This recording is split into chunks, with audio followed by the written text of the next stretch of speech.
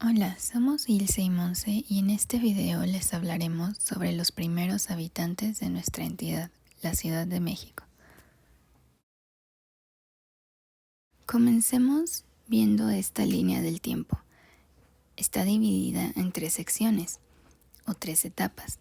La primera va del 12.000 a.C. hasta el 8.000 a.C. La segunda etapa va desde el 7.999 a.C. hasta el 4.000 a.C. Y la última etapa abarca el siglo I, que son los años 1 hasta 820 después de Cristo. El primer acontecimiento que podemos observar en esta línea del tiempo es la llegada de los primeros pobladores a la Cuenca de México, desde el 11.000 a.C. hasta el 9.000 a.C. Posteriormente, en la segunda etapa, el primer evento que podemos observar es el descubrimiento de la agricultura, que se dio alrededor del 7.000 a.C. hasta el 3.500 a.C. Al final de la segunda etapa, podemos observar la fundación de las primeras ciudades en la Cuenca de México en el año 800 a.C. Y finalmente, en la última etapa del siglo I, el primer evento que podemos ver es la erupción del volcán Xitle, que se dio entre los años 200 a.C. y 200 después de Cristo. El último evento que podremos observar en esta línea del tiempo es que los mexicas o aztecas salen de Aztlán en el año 820.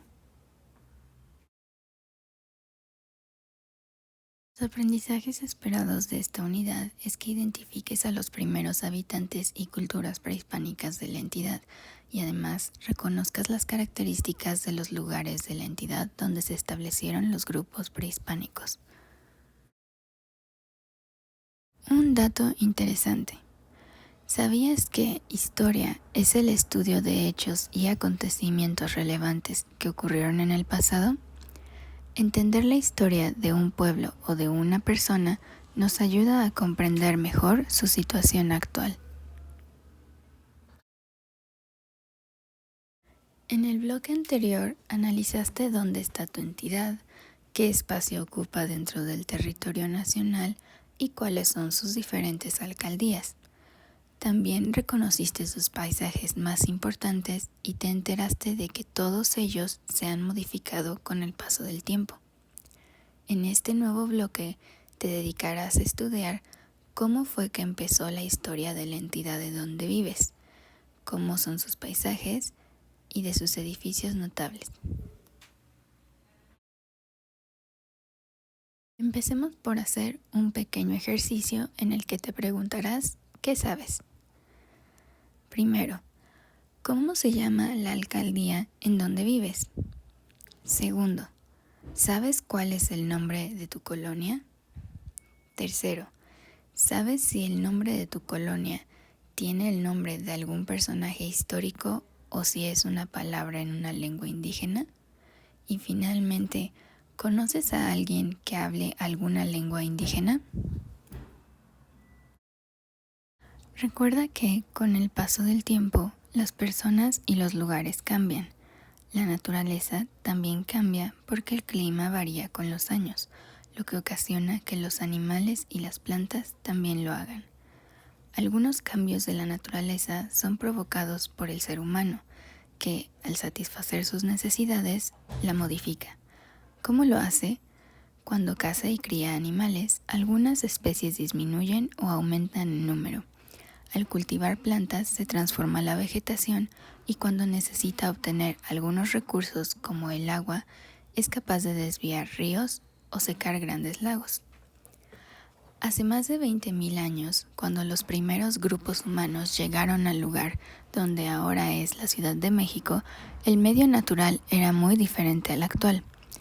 Como viste en el bloque anterior, la región estaba ocupada por el lago de Texcoco, que se unía con otros 4 lagos de agua dulce, Xaltocan, Zumpango, Chalco y Xochimilco.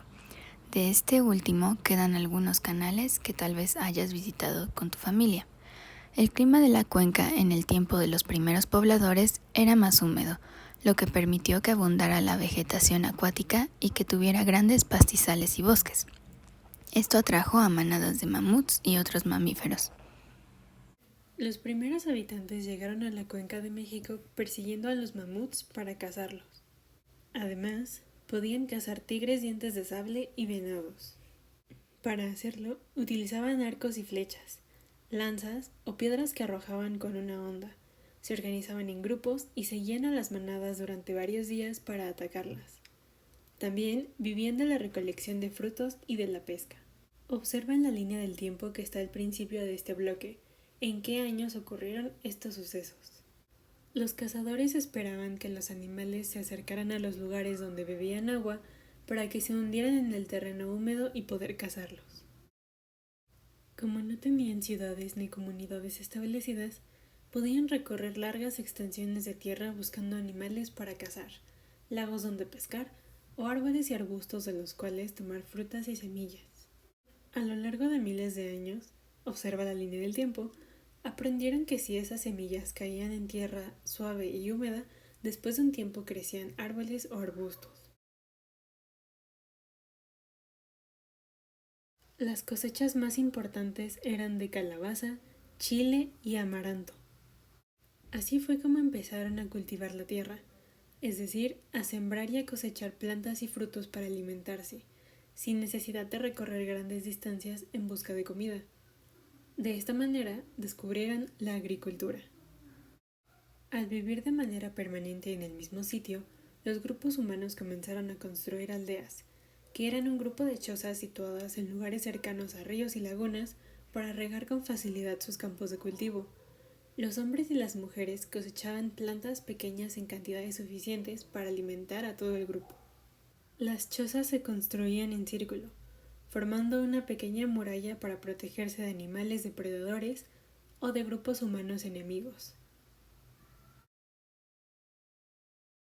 Debido a que la agricultura les brindaba comida por temporadas largas y el alimento no escaseaba, las familias tenían más hijos, con lo que se conformó una sociedad más grande. Con el paso de los siglos, el paisaje de la cuenca fue cambiando porque comenzaron a cultivar más campos y a construir un número mayor de chozas alrededor de las zonas de cultivo. El cambio significativo sucedió cuando los pobladores aprendieron a cultivar maíz, producto que se convirtió en su alimento más importante. Para tener grandes y mejores campos de cultivo, los pobladores inventaron herramientas con las cuales cultivar mejor la tierra. Por ejemplo, la coa, que es un palo con la punta afilada y dura para abrir la tierra e introducir las semillas. Además de la agricultura, también empezaron a domesticar animales. Por otro lado, la pesca también fue una de las actividades importantes para los primeros habitantes de la cuenca. Otro dato interesante es que la palabra milpa proviene de la voz náhuatl milis, que significa tierra sembrada. Miles de años después, en las primeras ciudades de la cuenca, las personas empezaron a especializarse en ciertas actividades. Se dividieron las obligaciones en la comunidad. Algunos se dedicaban a la agricultura, otros elaboraban recipientes de barro, y otros más cocinaban alimentos y construían espacios para secar la carne y preparar las pieles de animales para vestirse.